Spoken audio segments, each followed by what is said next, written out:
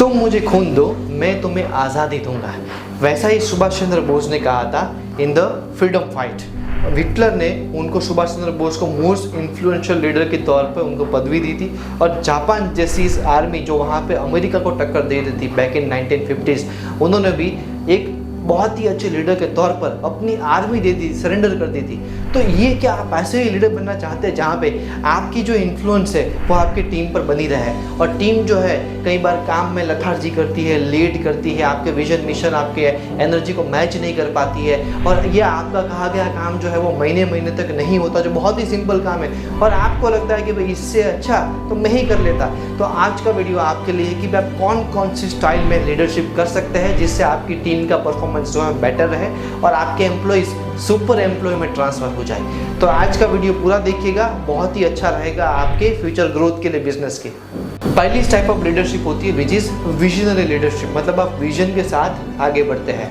जब आपके पास विजन होता है कि भाई मुझे 1 लाख लोगों को हेल्प करनी है मेरी प्रोडक्ट के ज़रिए, तो वो विजन छप जाता है आपकी और आपके एम्प्लॉयज़ के माइंड में। हर जगह पे, आपके मोबाइल पे, आपकी डायरीज पे, आपकी स्टेशनरीज पे, आपके ऑफिसेस में, आपके क्वार्ट्स में, हर जगह पे छपा होना चाहिए कि मुझे ये करना है, अल्टीमेट गोल या अल्टीमेट मिशन ये है, जिससे हर एक्शन में आपका विजन रिफ्लेक्ट होगा, जो बहुत ही ज़रूरी है। और दूसरा होता है आपकी इन्फ्लुएंशियल लीडरशिप। इन्फ्लुएंशियल लीडरशिप एक बहुत ही पावरफुल लीडरशिप है। जैसे एक्टर्स को आप देखते हैं, एक्टर्स को आप जानते नहीं हैं, फिर भी एक्टर्स के सामने आप वो जो बोलते वो आप फॉलो करते हैं, वो जो बोलते वो खरीद लेते। क्यों खरीदते? बिकॉज उनका इन्फ्लुएंस आपके ऊपर है।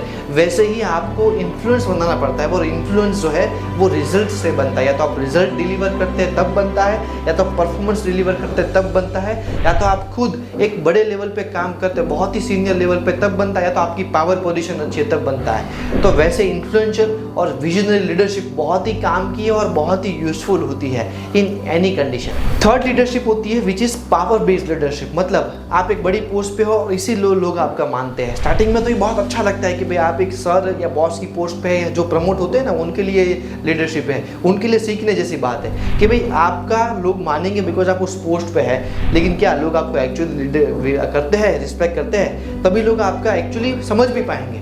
बहुत समझिए, मानना और करना उसमें बहुत डिफरेंट है। लोग मानेंगे, बोल देंगे हाँ, लेकिन करेंगे कि नहीं वो डिपेंड करता है कि आप उसके आपका ऊपर इन्फ्लुएंस है कि नहीं। इसलिए मैंने आपको इन्फ्लुएंस और विजन के बारे में पहले बता दिया है। तो अगर इन्फ्लुएंस और विजन है तभी आप अगर एक अच्छे पोस्ट पर है तो वो पोस्ट का पावर जो है वो आप दिखा पाते हैं। तो पावर लीडरशिप ऑलवेज प्लेज जब आपके पास विजन या इन्फ्लुएंस होता है। उन्हीं लोगों को आपको हमेशा कंपनी में आगे बढ़ाना चाहिए, एक सुपीरियर बनाना चाहिए, तभी लोग उसके जूनियर लोग हैं उनके बारे में समझेंगे।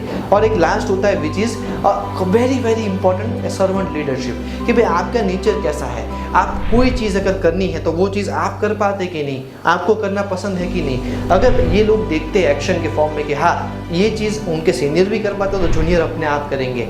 अगर सीनियर जो है वो कोई भी छोटा से छोटा काम करने में शर्म नहीं रखते तो जूनियर भी शर्म नहीं रखेंगे। ये चीज़ जो है ये आपके लिए बहुत यूजफुल है। तो इसीलिए सर्वेंट बेस्ड आपका नेचर होना चाहिए। You want to serve to them, you don't want them to serve you.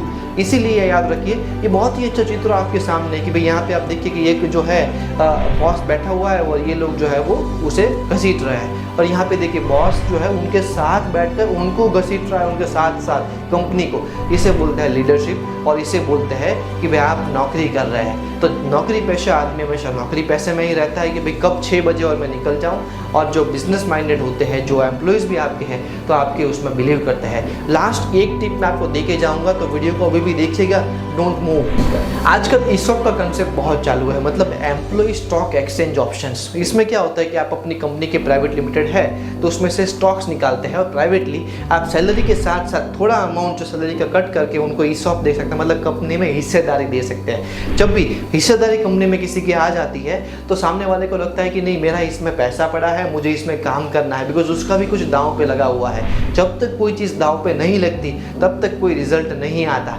तो इसीलिए ईसॉप देकर आप सामने वाले आपका cost, recurring cost initial startup के लिए वो भी बचा सकते हैं, और सामने वाले को मोटिवेट भी रख सकते हैं कि भाई आप भी इस कंपनी में फ्यूचर में बहुत बड़े काम करोगे। जोमेटो, स्विगी, ऐसे कई सारे पेटीएम कंपनीज में जो ईसॉप्स वाले एम्प्लॉयज़ थे वो अपने ईसॉप बेचकर आज करोड़पति अरबपति बन चुके हैं। और ये बहुत ही सही चीज़ है जो कई बार प्रूवन हो चुकी है।